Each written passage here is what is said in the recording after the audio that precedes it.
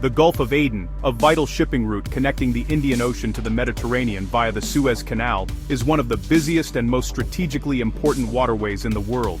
Every year, thousands of vessels, carrying everything from crude oil to consumer goods, navigate these waters, making it a lifeline for global trade and the economies of dozens of nations. But beneath the surface of this bustling maritime highway lies a persistent threat. For years, the Gulf has been plagued by piracy.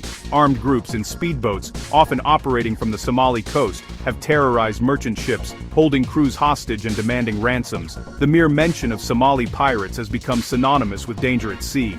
In July 2011, the oil tanker Brillante Virtuoso, a massive vessel carrying $100 million in crude oil, set out on what should have been a routine voyage. The ship, with its valuable cargo, was a tempting target for anyone seeking a quick fortune. The crew, experienced and well-drilled in anti-piracy measures, took every precaution. They followed strict protocols, conducted regular safety drills, and even hired private security guards to protect against the ever-present threat of attack. Yet, on a dark night, disaster struck. Armed men managed to board the Brillante Virtuoso. Chaos erupted as a fire broke out on board, forcing the terrified crew to abandon ship and flee into the night. In lifeboats, their fate uncertain. The world awoke to shocking headlines. News outlets quickly blamed Somali pirates, reinforcing the narrative of lawlessness in these waters. But as investigators dug deeper, it became clear that the truth was far more complex and far more sinister. This was no random act of violence or simple piracy. Behind the scenes, a web of shadowy figures orchestrated a calculated conspiracy, manipulating events for their own gain. The fire that consumed the Brillante Virtuoso was not the work of desperate pirates, but a deliberate act, part of a massive insurance fraud scheme designed to reap millions in payout.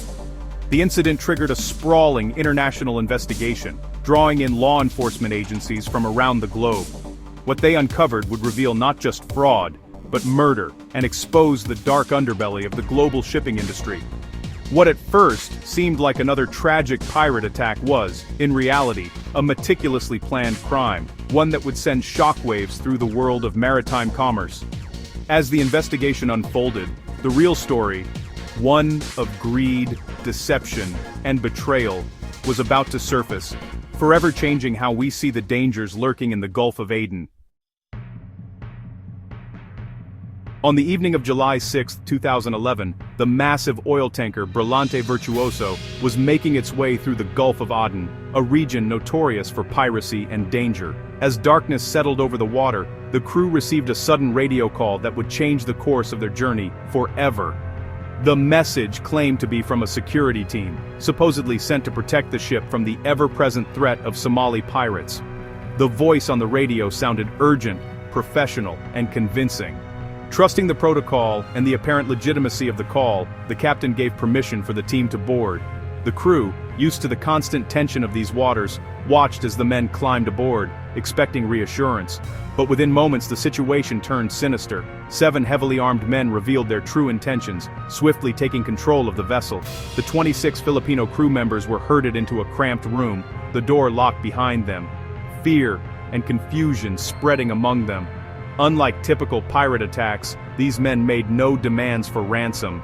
Instead, their focus was on the ship itself. They moved with purpose, targeting specific areas of the tanker, raising suspicions that this was no ordinary hijacking. Suddenly, a violent explosion rocked the engine room. Flames erupted, quickly spreading through the vessel. The attackers had set a fire deep within the ship, risking a catastrophic disaster at sea. Alarms blared and thick smoke filled the corridors, plunging the ship into chaos. In the confusion, the attackers vanished as mysteriously as they had arrived, unlocking the crew's room just before their escape. The terrified crew wasted no time. They sent out a desperate distress signal, hoping for a miracle. Their call was answered by the USS Philippine Sea, which raced to the scene and managed to rescue everyone from the burning tanker. News of the attack spread quickly. To the outside world, it appeared to be yet another pirate attack gone wrong, a tragic but familiar story in these dangerous waters. But as investigators began to piece together the events, they noticed something strange. The attackers' actions didn't fit the usual pattern of piracy. There was no attempt to negotiate, no ransom note, and no violence against the crew. Instead, there was only destruction. No ransom, no bloodshed, just a ship left smoldering and damaged. The story of Somali pirates, so often used to explain attacks in these waters, suddenly seemed less certain. The narrative was about to unravel, revealing deeper mysteries. As forensic teams combed through the charred remains of the engine room, they uncovered evidence that pointed to a far more complex plot than simple piracy. Beneath the flames and smoke, the real motive for the attack on the Brillante Virtuoso remained hidden, waiting to be discovered.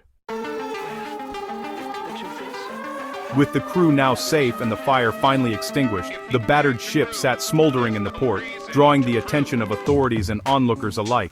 The incident had already made headlines, but the real story was just beginning to unfold. Insurers wasted no time in calling in David Mockett, a highly respected British maritime surveyor based in Aden. Known for his meticulous attention to detail and unwavering integrity, Mockett was trusted to get to the bottom of even the most complex cases. Mockett arrived expecting to confirm what everyone assumed, a violent pirate attack. But as he began his investigation, he quickly noticed troubling inconsistencies that didn't fit the official narrative. There was no evidence of an RPG strike or gunfire, no scorch marks, shrapnel, or bullet holes anywhere on the hull. The damage simply didn't match the story being told. The salvage crew, instead of assisting, became increasingly uncooperative. They blocked Mockett's access to key areas of the ship, making his job even more difficult and raising further suspicions. During his inspection, the salvage captain confronted Mockett directly, warning him in no uncertain terms to stop digging and to leave certain questions unasked. But Mockett was undeterred. He pressed on, methodically documenting every anomaly he found, taking photographs and making detailed notes, determined to uncover the truth, no matter the obstacles. As he pieced together the evidence, his findings began to cast serious doubt on the official story. The inconsistencies were too great to ignore.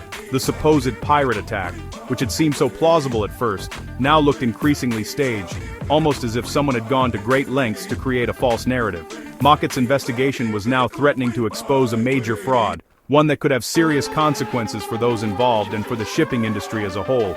He realized he was getting too close to the truth. The risks were mounting, and it was clear that powerful interests wanted the real story to remain hidden. But Mockett refused to back down. Driven by a sense of duty and justice, he continued his investigation, even as the pressure and danger increased. His final report, meticulously prepared and backed by solid evidence, would become the turning point in the case, setting the stage for a dramatic revelation that would shake the maritime world. David Mockett's investigation put him in grave danger. He confided in his wife that the Brillante Virtuoso story was very, very murky. On July 20, 2011, Mockett was killed by a car bomb in Aden. The assassination was a clear message. He had gotten too close. His murder shocked the industry and insurers. It transformed a suspicious insurance claim into a fight for justice.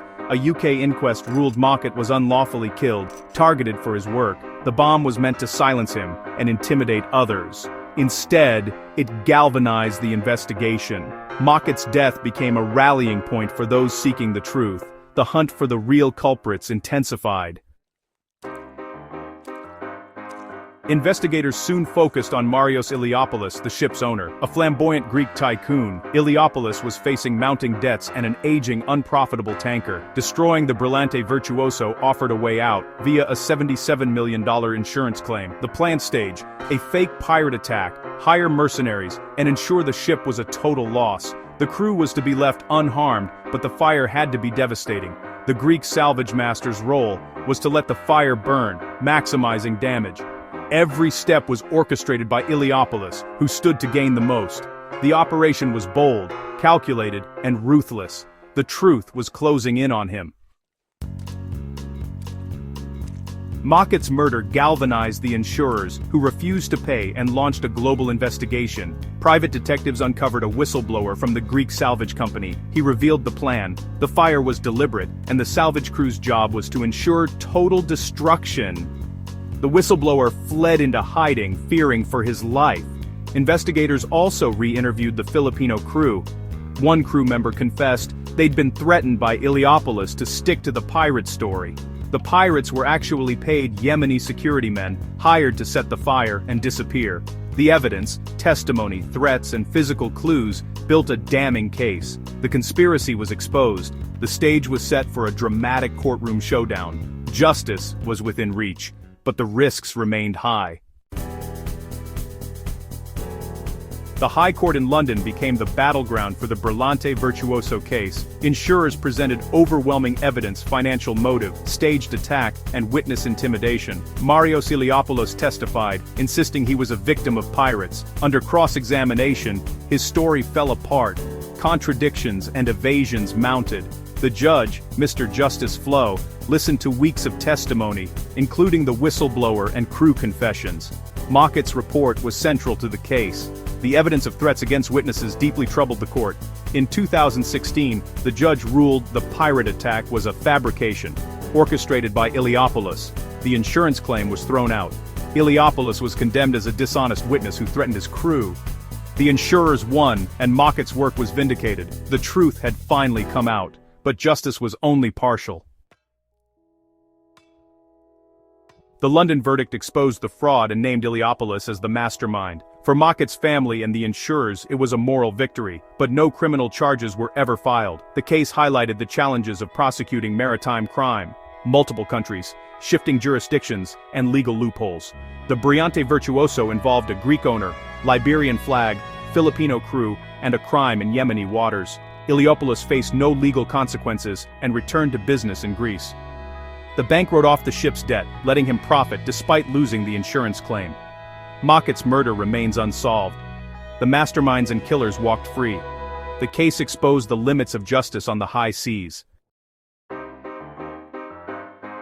The Brillante Virtuoso case revealed the dark side of global shipping, an industry moving 90% of world trade, yet shrouded in secrecy and loopholes. The fraud and murder exposed a culture where crime can pay and go unpunished. Silence from the shipping world suggested this wasn't an isolated case.